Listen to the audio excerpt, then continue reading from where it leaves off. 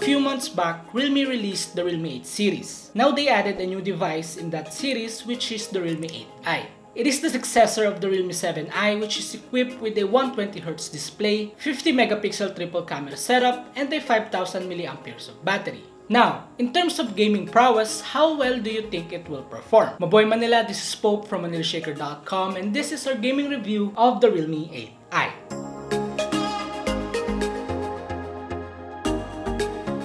First, let's run through some of Realme 8i's features that have in store for us. It has a premium look with a sleek and compact design. The back is reflective and pretty much prone to fingerprint smudges.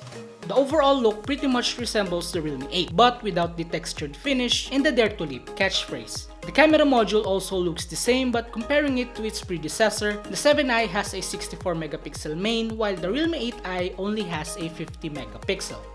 Switching to its front, it boasts a 6.6-inch IPS LCD panel which is paired with a 120Hz refresh rate. It has a peak brightness of 600 nits and it has a higher display resolution than its predecessor, but it doesn't have Gorilla Glass protection. The configuration of a review unit is 4GB of RAM plus 64GB of storage, although they also offer a higher variant for an additional price. It runs on Android 11 slapped with Realme UI 2.0. It is powered by a MediaTek Helio G96 with a 12nm process. Unlike its predecessor Snapdragon 662, G96 has higher CPU performance and GPU frequency, although the 662 has better battery efficiency because of its smaller transistor. Speaking of battery, the Realme 8i is backed by a 5000 mAh of battery with support for 18 watts fast charging. At the end of this gaming review, we will also show the battery performance. Unlike other Realme smartphones, it uses a different type of game space. It doesn't have options to maximize its power or minimize its usage with just one click, but it does have graphs for your gaming data. Our first game is Mobile Legends. By default, HFR and HDR mode are turned on, but the ultra graphics quality is turned off. But all we need really is the HFR mode so we can maximize its smooth gameplay. For Mobile Legends, the gameplay is smooth, no frame drops or stuttering even at clashes.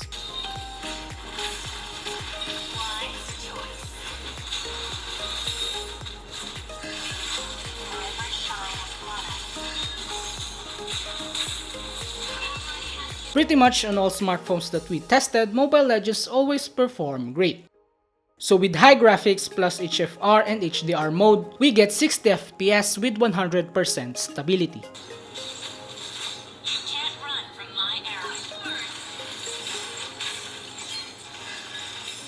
For our next game, we have League of Legends Wild Rift. Compared to Mobile Legends, this is a bit heavy and a more demanding game. As usual, the graphics settings are set to quality, but let's head to custom and bump this up. Even though we have a 120Hz display, both the 90Hz and 120Hz are still grayed out. For its performance, it is smooth with no frame drops or stutterings as well.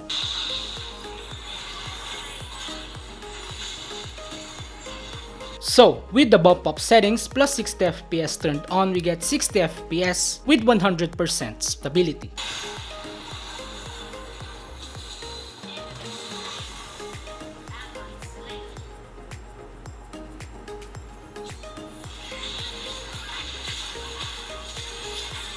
Next are FPS games, and let's start it off with Call of Duty Mobile. By default, our settings are only set to low plus medium frame rates. Let's set it to medium plus high and test its performance out. For multiplayer mode, it is smooth. No performance drops when aiming down your sights in a heavy gunfight. It also doesn't feel clanky, so hitting flick shots or spray transfers won't be a problem.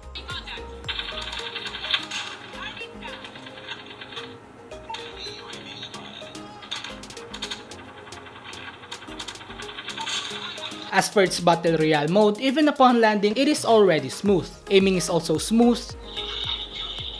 You can easily do a 360 without stutterings or frame drops. So with the medium plus high frame rates, we get 45 to 50 FPS with 99% stability.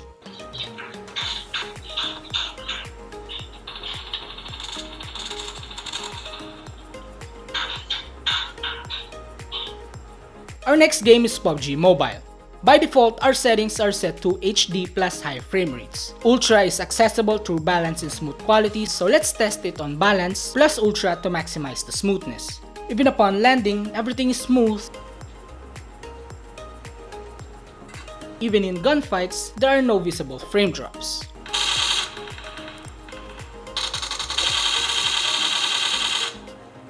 So, with the balance plus ultra frame rates, we get 40 FPS with 98% stability.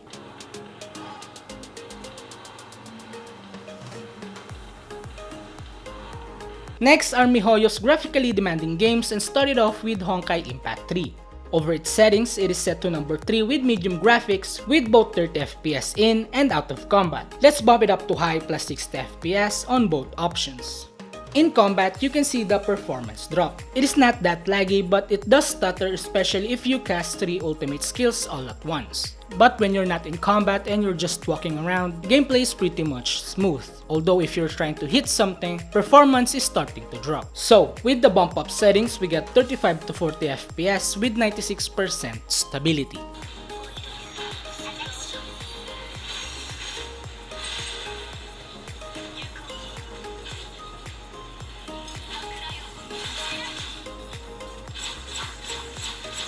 Our last game is Genshin Impact, and honestly, I won't recommend this phone if you are looking to play Genshin Impact since it offers more frame drops and stuttering than stability. Even with the lowest settings, performance is not at all I expected. But looking back to its other games, I can say that it is a pretty good smartphone to use for those who love to play esports titles. Heading to its battery performance, after almost 3 hours of gaming, our battery dropped from 100% to 54%. Even though it is only 5000 mAh of battery, it did a pretty good job for a long time of use. For charging the 5000 mAh of the Realme 8i from 0 to 100%, it took us about 2 hours and 29 minutes to fully juice up the device. It is pretty much the standard charging time for a typical 18 watts fast charging device. The Realme 8i retails at 9,990 pesos for the 4GB plus 64GB variant. It also offers 6GB plus 128GB for the price of 11,990 pesos. Overall, in terms of gaming, Realme 8i can deliver for casual and competitive players. One of the main strengths of the Realme 8i is its performance thanks to the MediaTek Helio G96, the 120Hz fluid display, plus the decent performance of its battery. The only takeaway here is that they could have paired it with a higher charging support instead of an 18 watts. But all in all, it is a smartphone that offers great performance plus a premium look at a reasonable price. So that's our gaming review of the Realme 8i. Let us know in the comment section below your thoughts about this device. Thank you guys for watching. Be sure to subscribe and ring the bell so you will be updated with our future contents. Also, don't forget to visit manilashakers.com for more tech news, reviews, and comparison of the latest device. Once again, this is Pope, and mabuhay Manila!